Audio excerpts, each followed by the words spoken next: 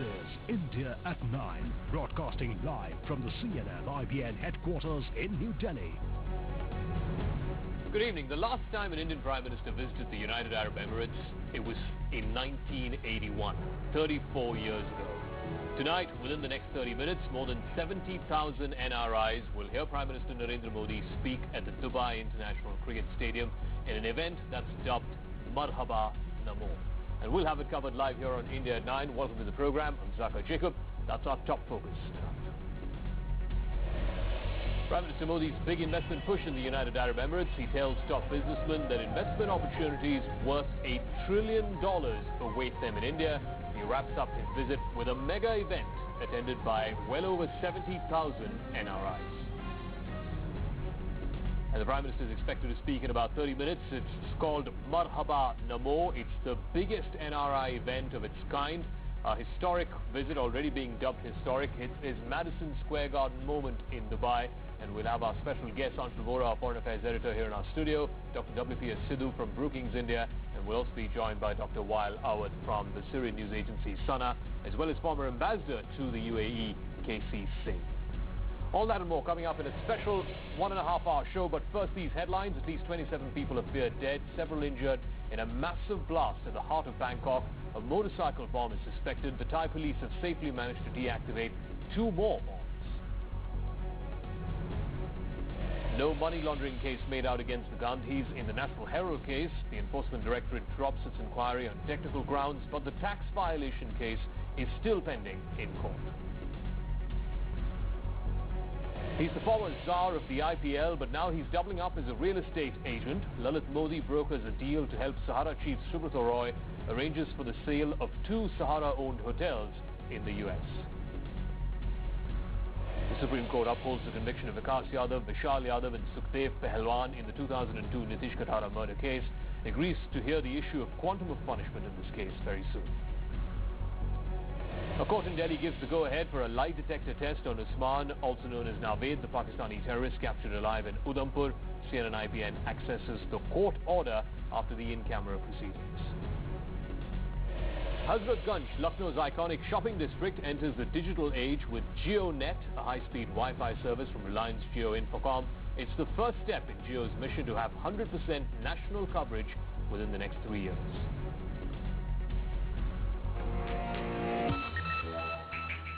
For our top stories tonight, tragic news coming in from Bangkok, Thailand, where at least 27 people are now confirmed dead and over 80 injured after a bomb blast near the popular Erawan shrine in the city's central Chidlum district.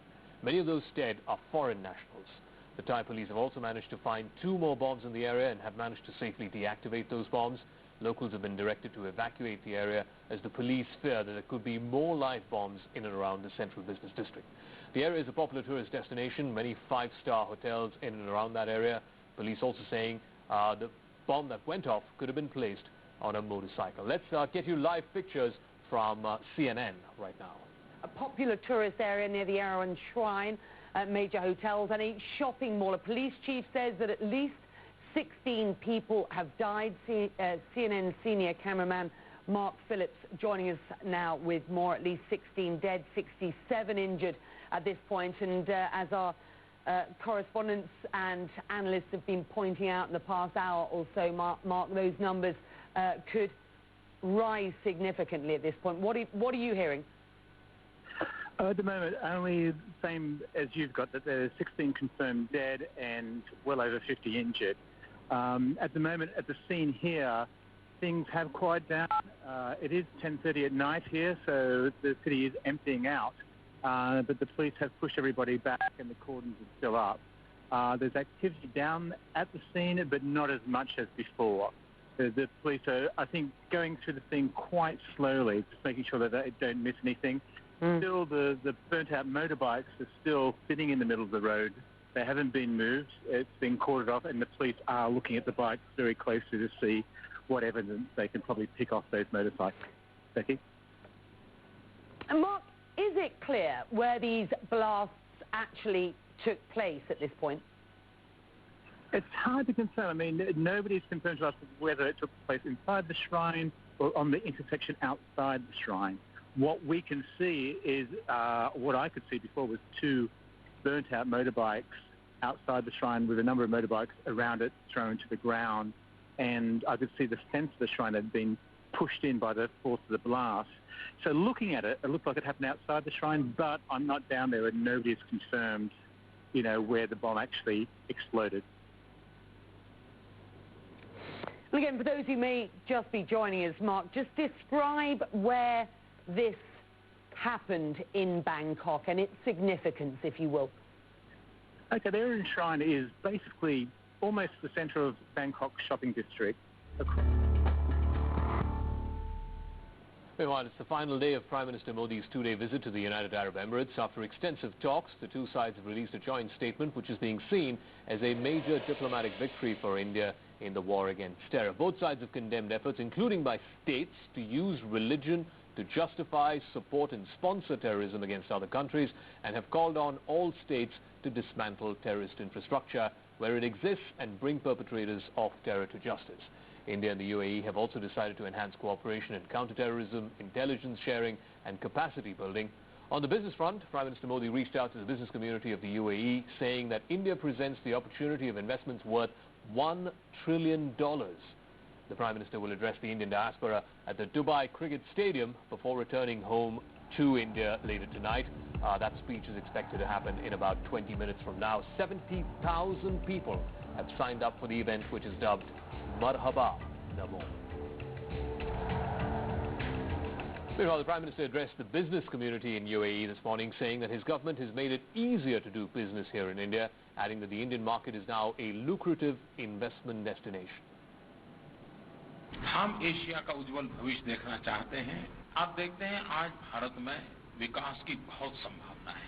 $1 trillion की संभावना immediate पड़ी हुई। खुद को शर्मिंदगी महसूस हो रही है कि हमने 34 इयर्स क्यों गंवा दिए। मैं आप सबका बहुत-बहुत आभारी हूं और मैं आपको निमंत्रण देता हूं।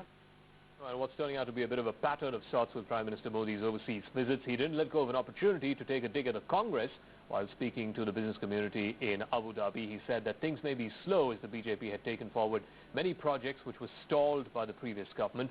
The Congress, of course, was quick to hit back. यहाँ कुछ कठिनाइयों के संबंध में मेरे सामने जानकारी आई है। अब ये जो कठिनाइयां हैं वो मुझे विरासत में मिली है, लेकिन मैं आज आपको इतना विश्वास दिलाता हूं कि सरकार की अपनी अनिर्णायकता के कारण, लेथार्जी के कारण, इनडिसिसिव के कारण, गलत परसेप्शन के कारण जो चीजें रुकी है, उसको मैं सबसे पहले सुलझाने की दिशा में प्रयास करूंगा। The Congress, of course, latching on to that. But let's leave the politics aside and let's look at the visit as a standalone, what it's achieved and what it promises to achieve in the course of the next few years in terms of the investment promise. Here in our studios, Anshul Vora, our Foreign Affairs editor. We're also joined by Dr. WPS Sidhu, Senior Fellow from Foreign Policy Brookings, India. And we'll be joined in a bit by Dr. Wael Awad, South Asia Bureau Chief of the Syrian news agency, Sana. Let me start with you, Dr. Sidhu. I mean, I'm going through the joint statement that both sides have put out. From whatever you've seen, I mean, your impressions, it seems pretty extensive, and it seems like the government is saying, and like the Foreign Secretary said some time ago, fairly unprecedented. Yes, I think in many ways it is. But I think, again, you know, we will need to see how it's actually operationalized. There have been, you know, in the past there was always statements of very close counter-terrorism cooperation. But now, you know, we know that there are different sets of challenges, including the recruitment of Indians into ISIS, for example. So I think even if there is a desire on both sides to work more closely together on counter-terrorism, the nature of the terrorist threat itself is changing. And the question remains whether, you know, this particular strategic partnership is just going to play catch-up or will actually be able to preempt some of the challenges that are likely, that both the countries are likely to face. You know, having said that, I think the UAE is one of the few countries in the West Asian region that stood up to the threat of ISIS pretty well. But before we get to ISIS, how is this going to be viewed in Pakistan? for example? Well, what we're picking up is essentially the UAE is essentially speaking India's language on terror. When they're saying countries supporting terrorism have to dismantle that infrastructure, and I'd have to partially disagree with what Professor Sidhu is saying, because I just went through last joint statement between the bilateral document between the two countries, and it did not have any mention of intelligence cooperation. Not to say that it has not been happening, perhaps it has been happening behind closed doors, but this is the first, in that sense, a public declaration we heard the Foreign Secretary talking about, that we would be checking the flow of terror funds. And you've seen how, Yaqub Memon's family flew to Dubai, Dawood Ibrahim flew to Dubai.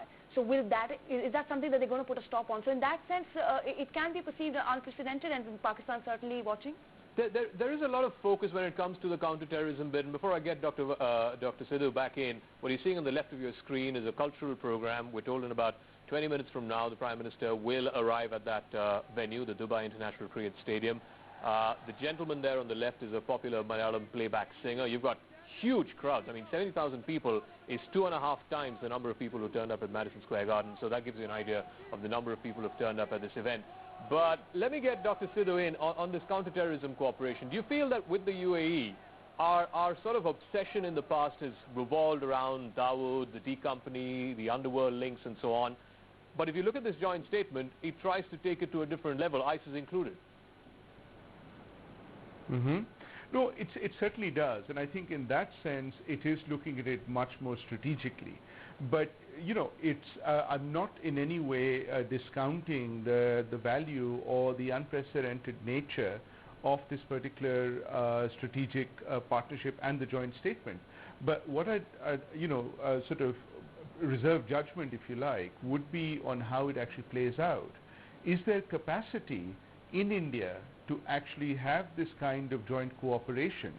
And what are the pluses and minuses? We know in some areas the UAE is certainly way ahead in some of the kind of abilities that they have, and to what degree is that kind of cooperation going to actually play out in reality is one thing that I'd like to see. Okay, you talked about capacities. It's not just in the field of counter-terror, but in the field of economic cooperation. And the Prime Minister, you heard him this morning, Anshul, saying $1 trillion of opportunities await investors from the UAE.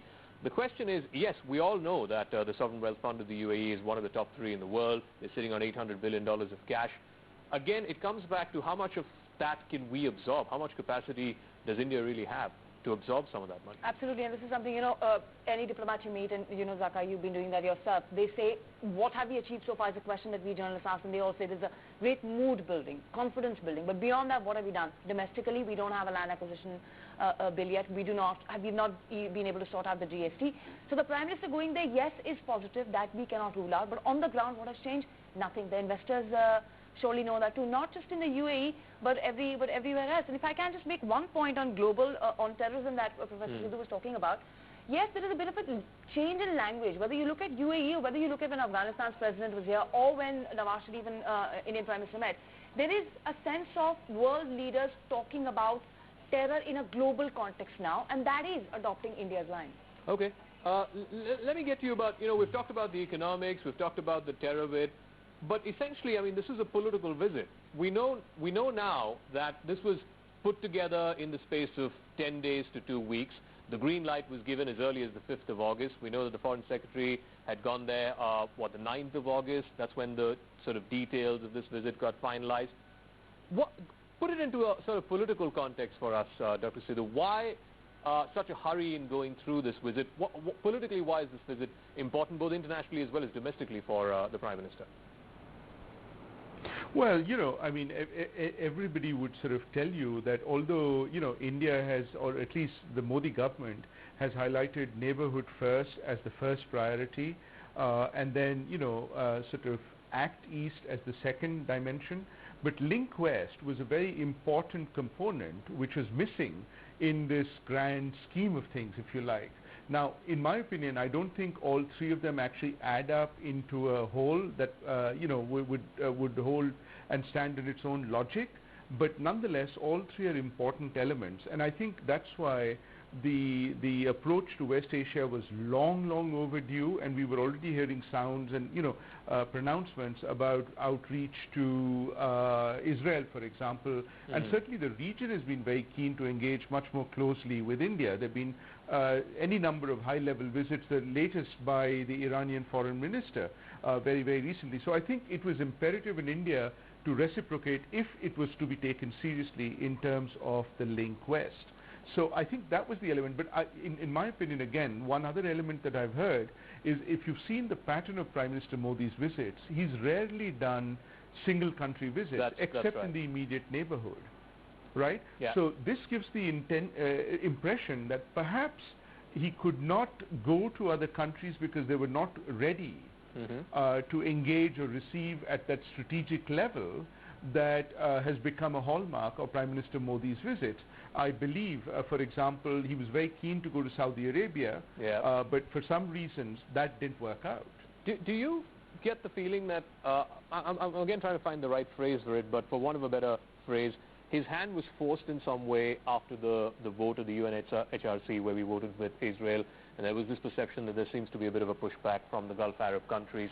Absolutely. This was a break. I'd completely agree with you. You reckon absolutely, that was the case? absolutely. I do know that the ministry or the track 2 people that BJP relies on, they had sent a gentleman to sort of work out the Dubai trip, but we've heard, I've heard from several sources that because Indian Prime Minister, the announcement of him visiting Israel had come up, and he'd not visited any Arab country. Arab countries where a lot of remittances come here, most of the Indians actually live there, that this essentially is a decision to send a message to the Arab countries that, look, we're going to Israel, but we're going to be playing balanced geopolitics here. And also, interestingly, he visited a mosque. Yeah, that's true, which he hasn't, incidentally, here in India. In India.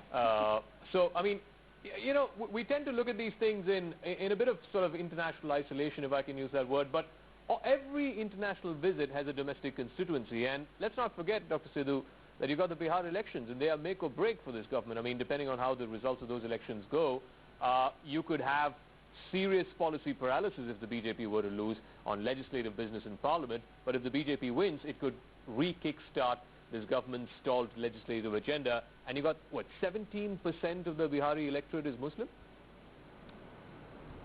Well, absolutely. I mean, I think certainly that plays a role, and I'm not quite sure what is the percentage of Biharis actually working in the Middle East, and particularly in the UAE, but it's not insignificant. And I think that's an important element to keep in mind as well.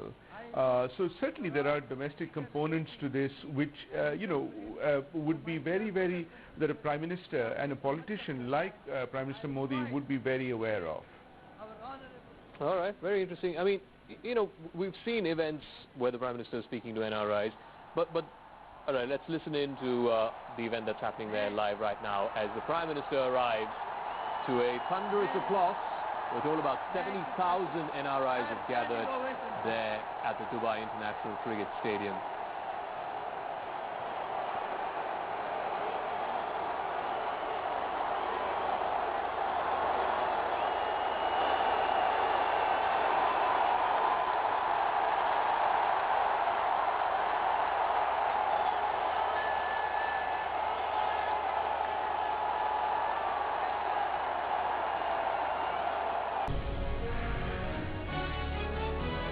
This is